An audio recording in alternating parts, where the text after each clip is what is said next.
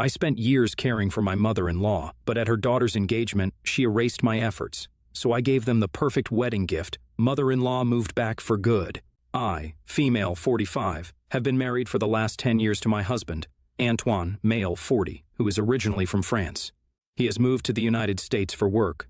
It was actually during one of his trips here that we met.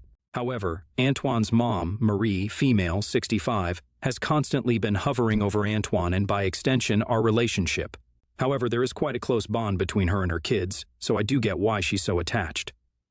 Antoine's father is also out of the picture, and their family included only Marie, Antoine, and Antoine's sister, Elise, female. 24. I hate to say this, but Elise is not a good daughter. Marie has a bunch of health issues, scoliosis, arthritis, and general health problems that come with old age, and I have done the brunt of taking care of her as she goes on.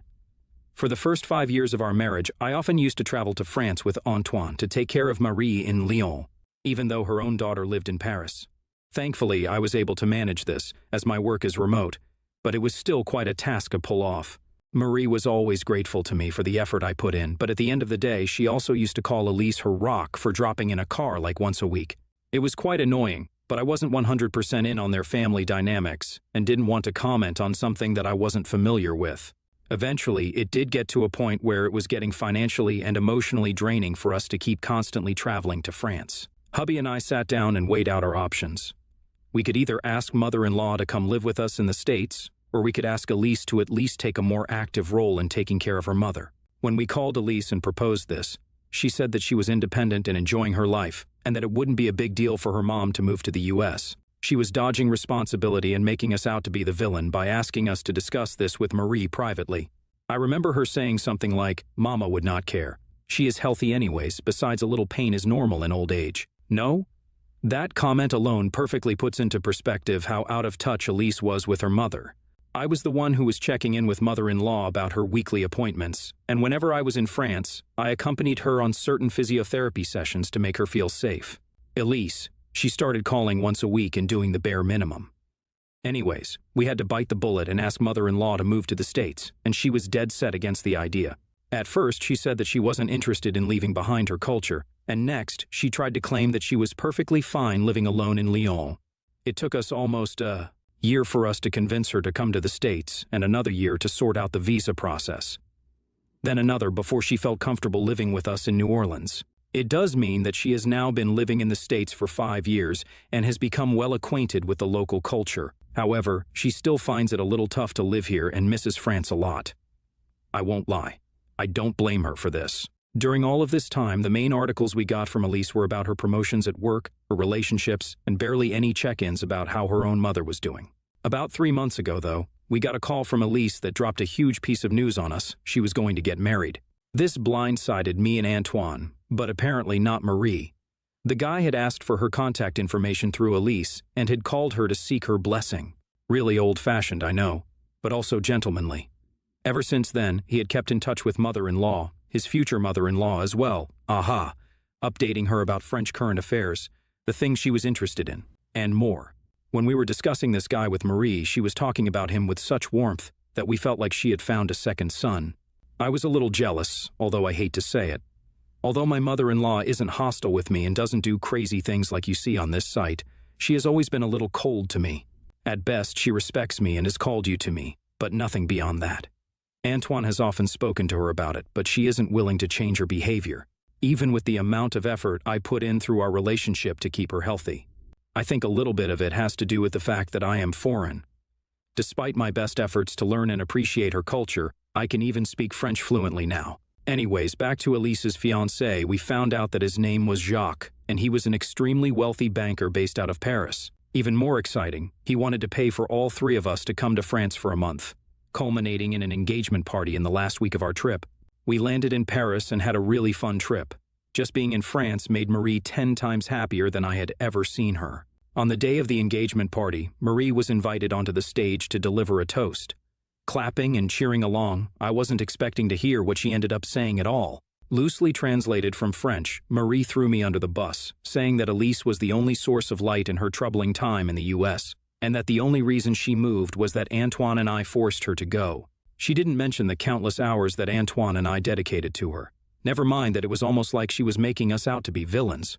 I felt so embarrassed, and I could feel everyone glaring at me as Marie kept talking about her homeland. With no clue as to why Marie would do this, I was shocked beyond belief.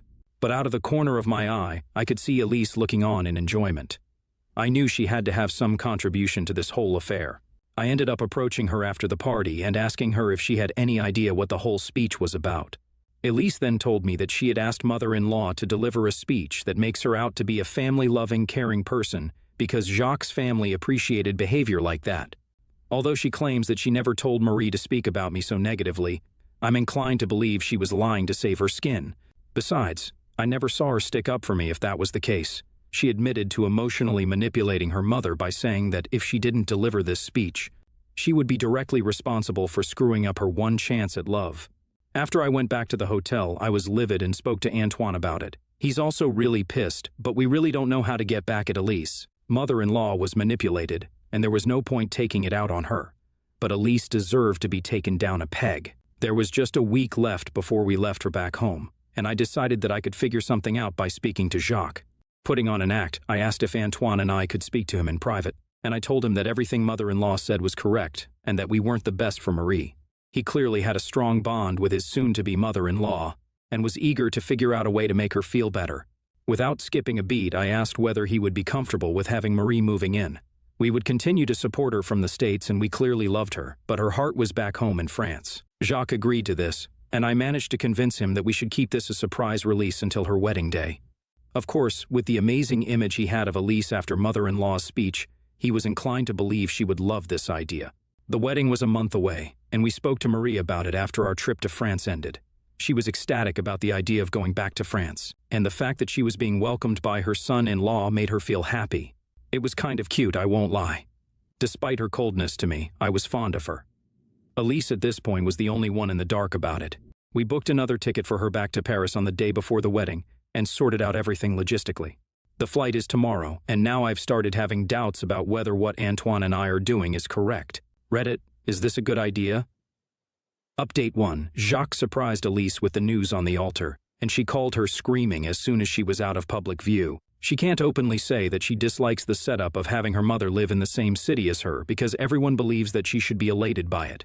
I told her tough luck and explained that everything had been set up for Marie to live in Paris now. If she wanted her back in the States, she was going to have to be the one to bring it up. Update 2. Jacques and Elise have been married for a few months, and from what I heard from Antoine and his friends in France, they have been fighting a fair bit about the fact that Elise doesn't care about her mom as much as she let on. The lie from her engagement party is caving in around her. She is acting selfish and doesn't want to deal with Marie's health problems, and Jacques is her caretaker for all intents and purposes. Update 3. Elise ended up having a breakdown and confessing that she made up a lie at the engagement party. While Jacques was shocked and disappointed, he was willing to work through it together. Marie also got a bit of a reality check during her time in France, and she is missing the kind of care we used to give her. However, Jacques suggested paying for home help in France so Marie could get constant attention and live in her home country. I hope that at the end of the day, their situation ends up being stable. We're also visiting her in France next month to figure things out. NTA, not the a-hole. Your sister-in-law wants to have her cake and eat it too. If she wants to be portrayed as an amazing caring daughter, she should put in the work, in my opinion. NTA, in my opinion. You did your part for Marie. Don't worry, leaving your home country at an old age is tough. I get that she couldn't adjust to the States. I think the arrangement in your latest update would work best for everyone. Jacques is really a saint in this whole story, and I hope Elise learns her lesson. Story 2. I, 27, female, was on a flight back home from overseas, a 2.5-hour flight. I'm not from an English-speaking country. The country I flew from is a neighboring country and is an English-speaking country. Ethnically, we look similar. I bought aisle seats when I booked my flight. This is due to medical reasons. I have lower cervical instability, where my neck and spine shifts a little and presses my C7 to C8 nerves, causing numbness and stiffness on finger 4 and 5 on both hands. It's manageable by muscle strengthening, but in the meantime, I couldn't stay in a sitting-lying position for more than 15 minutes without my fingers going numb and stiff. I chose the aisle seat so I would walk to the toilet often easily to relieve my neck and reduce numbness. When I boarded the aircraft, I saw a guy around his early 30s who was already on my seat with an old man next to him. I used English, as I didn't know which nationality he is, and asked him politely to please move as that was my seat. He smiled and asked me if I'd switch seats with him because he needs to help his dad to the toilet due to his old age. In my native language, I wouldn't have minded if his seat was an aisle seat, but his seat was in the middle seat in the opposite row, so I said no in English. I'm a pretty anxious person, and I don't like confrontation. Being multilingual doesn't help either when you're nervous. I could register my native language, but I almost answered this guy in Chinese instead of English or my native language. I was that anxious. He understood English when I asked him to please move again. He frowned and insisted that he needs to be next to his dad, and how a young woman like me, I look high schoolish, can't be considerate to an old man.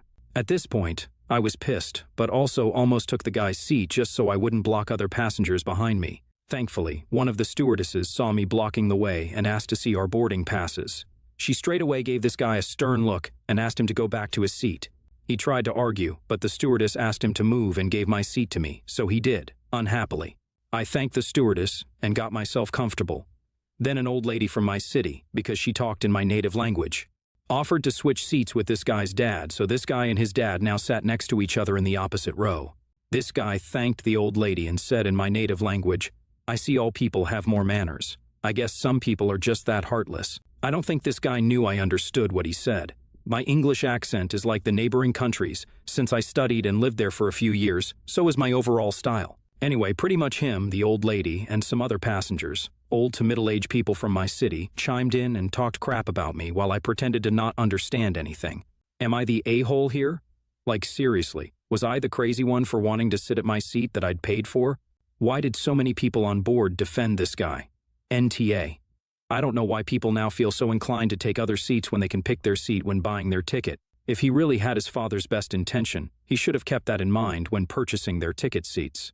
Even if you did not have a medical reason, you wouldn't be the a-hole because you paid for that seat, and he didn't. I'm Asian too, and I feel like the older generation thinks that the younger generation owes them something, and we have to bend over backwards for them in any situation. Sorry you were bombarded with those nasty comments on the flight.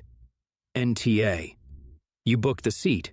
He probably booked too late to get seats close together, so figured he could pull a fast one. Story 3. I have 3 kids, 14, 13, and 9, a husband, and my mother-in-law also moved in recently due to old age and not having a retirement fund. I got along really well with my mother-in-law prior to her moving in. Since she had moved in, not a single person in this house outside of me does chores. My mother-in-law is always consuming everyone's attention. Say, for instance, if my daughter is doing the dishes, mother-in-law will call for her from the other room to go paint nails. If my husband is doing something around the house, she will ask him to run to the store with her, and they're gone for hours because they end up getting brunch and whatever. She does the same thing with my boys as well. If they're doing anything at all that doesn't involve mother-in-law, she will automatically just ask them to come play cards with her. I've approached the conversation one too many times about the fact that I'm tired of this because I'm not the only one who is doing any cleaning whatsoever when there are 6 people who live here. Mother-in-law's way of helping out was to start trying to take over cooking dinner, and she is an absolute atrocious cook and puts an overwhelming amount of hot sauce in everything, so that didn't help at all. I had to make a second meal just so my kids would eat. I brought the topic up with my husband again on Friday because I was really past my limit. I told him that him and the kids need to stop doing everything mother-in-law wants and help with the housework because it's not fair that I'm cleaning up after 6 people. He said things would be different once everything was settled down. She only just moved in a couple of weeks ago and said he would be more diligent in helping and getting the kids to help too. However, Sunday rolls around, and every single person here is watching me clean, and every single one of them walked right by me. Bonus points for the fact that they were putting dishes in the sink versus cleaning them. I just cleaned all of them, or walking through my pile of dirt or walking on a freshly mopped floor. I lost it. They were all sitting in the living room watching a movie with mother-in-law, and I told them all to leave immediately. Go find something to do outside of this house so I'm not continuously cleaning up filth that they create. My husband immediately jumps up and starts apologizing and trying to help me, same with the kids. I told them it was too late for that and they need to leave. My husband and kids are actually fully understanding, having apologized to me since and actually surprised me with flowers and the sparkling clean kitchen bathroom this morning. My mother-in-law, on the other hand, is saying I was out of line for purposely making everyone feel like second-class citizens in their own home versus just use my words like a big girl. Am I the a-hole? Edit, before anyone asks. I have spoken to mother-in-law prior to this about her needing to stop asking my kids or husband to dote on her when they're doing their chores. She said something to the effect of, "They can always do them later, time is precious and I won't be here much longer." NTA. You did use your words. You spoke to your husband. Your mother-in-law is a guest. She doesn't need to understand or approve. She only needs to follow the rules. Tell your husband to give her chores, to tell her to never talk to you that way again, and to follow your instructions, or she will have to live elsewhere. NTA. You and your husband need to go over the house rules with mother-in-law. Make sure she understands that your family is a team, and everyone has a part to play. She is trying to guilt manipulate the situation with her comment that they can do it later. It's not a one-off thing, it seems. It's whenever she wants to do something. It's a new situation for all of you. Mother-in-law is adjusting to it and figuring out her place. If she can't help cooking, maybe give her a role to do so she doesn't feel like a guest.